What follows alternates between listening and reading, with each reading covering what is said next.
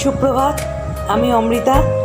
আপনাদের প্রত্যেককে জানাই শুভ বিশ্বকর্মা পুজোর অনেক অনেক শুভেচ্ছা। আগের বছর ভিডিওতেও আপনাদের দেখিয়েছিলাম আমাদের ভাটপাড়ায় এই বিশ্বকর্মা পুজোর দিন জোড়া মনসা পুজো হয়। এখানে একটা জায়গাতেই এই জোড়া মনসা পুজো হয়। এই জায়গাটা একটা গঙ্গার ঘাট সংলগ্ন। এই ঘাটটির নাম হলো বুনো ঘাট। তো প্রতি বছরের মতো এবছরও মা আর আমি চলে এসেছি এখানে পুজো দিতে। দেখুন কি ভিড়, কত মানুষ এসেছেন পুজো দিতে। এই হচ্ছে সেই গাছ, দেখুন কত মানুষ পুজো দিয়েছেন। আমার মাও দুধ কলা সব কিছু দিয়ে পুজো দিয়েছে। তারপর আমরা মূল মণ্ডপে প্রবেশ করে আবার মায়ের কাছে যেমন মিষ্টি ধূপ বাতি দিয়ে পুজো দেওয়া হয় ওভাবেই পুজো দেব। আমার মা ঠাকুরকে নমস্কার করছে। আর কি অপূর্ব মায়ের মূর্তিগুলো এখানে হয়, সত্যি চোখ ফেরানো যায় না। আর ডেকোরেশনও হয় তেমন।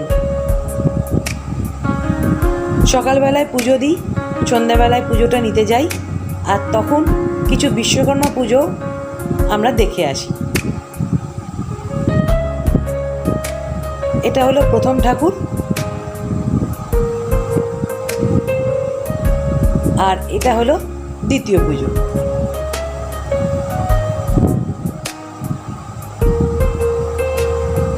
এত ভিড়, তাই খুব একটা কাছ থেকে আমি ছবিগুলো তুলতে পারিনি, তবুও আশা করছি আপনারা হয়তো দেখতে পাবেন। আর এই হলো সামনে গঙ্গা।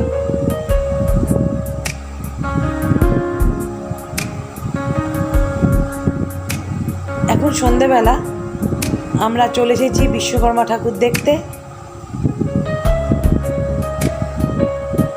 কি সুন্দর লাগছে দেখুন।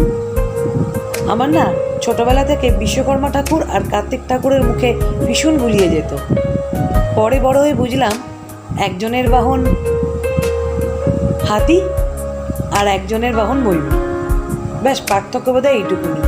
আর এই ঠাকুরটা ভীষণ সুন্দর, একদম দেখুন রাজপুত্রের ন্যায় দাঁড়িয়ে আছেন, ধুতি পাঞ্জাবি, আবার মোচাটাও হাতে ধরে আছে। যেহেতু সামনে গিয়ে তোলা যাচ্ছে না তাই আমি তুলতে পারলাম না। গলায় ওড়না, মালা, মুকুট, খুব সুন্দর ঠাকুর। প্রতি বছরই এই ফ্যাক্টরিতে খুব বড় করে ধুমধাম করে পুজো হয়। আজকের এই ছোট্ট ভিডিওটা আর বেশি বড় করছি না। আপনারা অবশ্যই কমেন্টে জানাবেন আজকের ভিডিওটা আপনাদের কেমন লাগলো। ভালো লাগলে ছোট্ট করে একটা লাইক করে দেবেন। আর আমার চ্যানেলের নতুন বন্ধুদের কাছে অনুরোধ রইল চ্যানেলটিকে সাবস্ক্রাইব করার। আজ তাহলে এই পর্যন্ত, ফিরে আসবো খুব তাড়াতাড়ি আরও একটা নতুন ভিডিও নিয়ে। আপনাদের প্রত্যেককে আরও একবার জানাই শুভ বিশ্বকর্মা পুজোর অনেক অনেক শুভেচ্ছা।